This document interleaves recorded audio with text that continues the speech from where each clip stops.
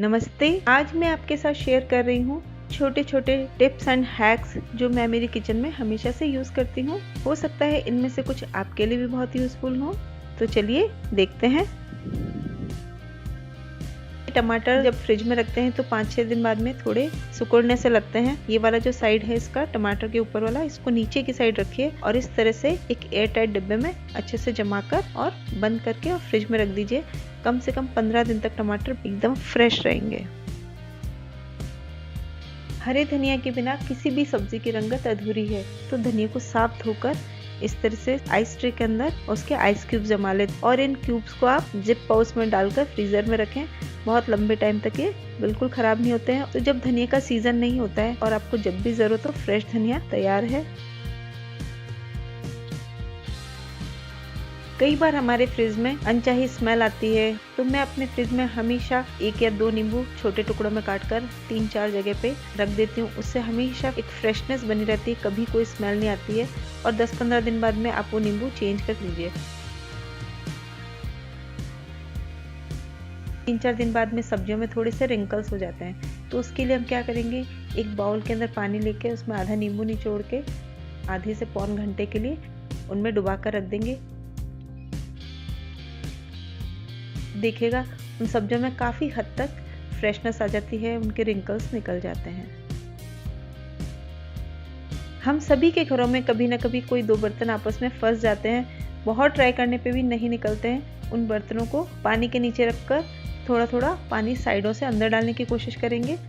Gas जलाकर उस बर्तन को कम से कम 15 से 20 सेकंड गैस पे रख देंगे। क्योंकि वो बर्तन बहुत गर्म है, तो एक कपड़े की सहायता से तुरंत उसको निकालो तो वो निकल जाएगा। हम सभी लोग अपने घरों में चावल में, दालों में, मसालों में पारे की गोलियां डालकर रखते हैं ताकि उनमें कीड़े ना लगें। तो उनको एक तो हमको देखने में टाइम लगता है और दूसरा गलती से भी कभी कोई गोली रह गई तो हमारे लिए बहुत ज़्यादा हार्मफुल हो सकता है। तो पतले कपड़े लिए कॉटन के और उसके अंदर 2 से 3 गोली एक कपड़े में बांध के और इस तरह से दालों में, मसालों में डालेंगे। टाइम भी सेव होता है और हमारे लिए हार्मफुल भी नहीं होगा।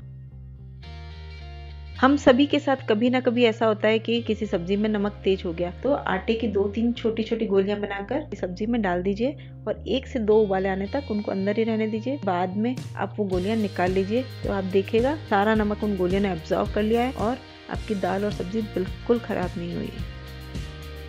एक बहुत ही छोटी और आसान सी टिप है, जब भी आप चावल बना रहे हों, जब चावल का पानी उबल रहा हो तो उसमें आधा चम्मच नींबू का रस डाल दें। उससे आपके चावल में बिल्कुल भी नींबू का टेस्ट नहीं आएगा और चावल बहुत ही बढ़िया खिले खिले बनेंगे।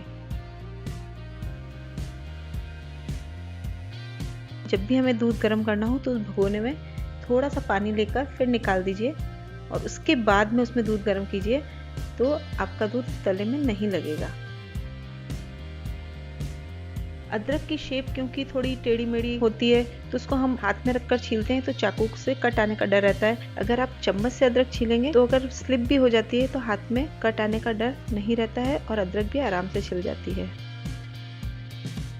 जब हम जैम की नई बोतल लेकर आते हैं तो बहुत मुश्किल से खुलती है। उसके ऊपर जो एक ट्रांसपेरेंट पैकिंग होती है उसको पहले निकाल दीजिए। उसके बाद में उसके ढक्कन को इस गैस जलाकर उसके ऊपर धीरे धीरे गोल घुमाते हुए 10 से 15 सेकंड तक घुमाइए और कपड़े से पकड़ के तुरंत खोल दीजिए, वो खुल जाएगा।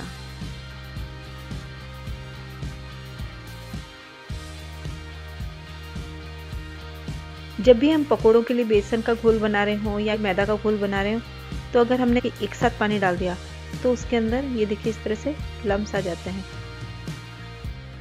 तो आप हमेशा थोड़ा थोड़ा करके पानी डालिए और मिक्स करते रहिए। एक भी लम्ब नहीं आएगा, बहुत ही स्मूथ बैटर तैयार होगा। अगर हम नॉर्मल चाकू से अगर सलाद के लिए स्लाइस काटना चाहते हैं तो वो इतनी स्मूथ नहीं कटेगी और थोड़ी मुश्किल से कटेगी। तो हम क्या करेंगे, इसके अंदर जिगजैग वाला चाकू लें और ये देखिए इतनी अच्छी स्मूथ सी एक सी स्लाइसेस इसके लिए कट जाएंगी।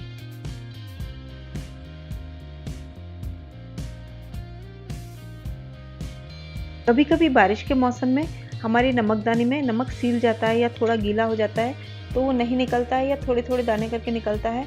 तो उसके लिए हम क्या करेंगे, नमकदानी में थोड़े चावल के दाने डाल देंगे और 2 दिन के लिए छोड़ देंगे। 2 दिन बाद आप देखेंगे कि चावलों ने सारा मॉइस्चर ले लिया है और अब नमक आराम से निकल रहा है। हम सभी के घर में थोड़ा आटा कभी ना कभी बच ही जाता है। थोड़ा घी हाथ में लेके अच्छे से आटे के चारों तरफ लगा दें और उसके बाद में एक टिफ़िन में डाल के फ्रिज में रखें, तो उस पर पपड़ी भी नहीं आएगी और आटा काला भी नहीं पड़ेगा और एकदम फ्रेश आटा दूसरे दिन आपको मिलेगा। और कभी कभी हमारी माचिस की डब्बी इतनी सील जाती है कि माचिस जलती ही नहीं है, तो आप ऐसा कीजिए कि माचिस की डब्बी को हमेशा चाय पत्ती के डब्बे में रखिए, तो आपकी माचिस कभी भी नहीं सीलेगी और आप जब भी माचिस जलाएंगे एक बार में जलेगी। वीडियो को आखिर तक देखने के लिए थैंक यू। प्लीज़ इसे लाइक कीजिए, मेरे चैनल को सब्सक्राइब कीजिए और बेल आइकन ज़रूर प्रेस कीजिए। Thank you.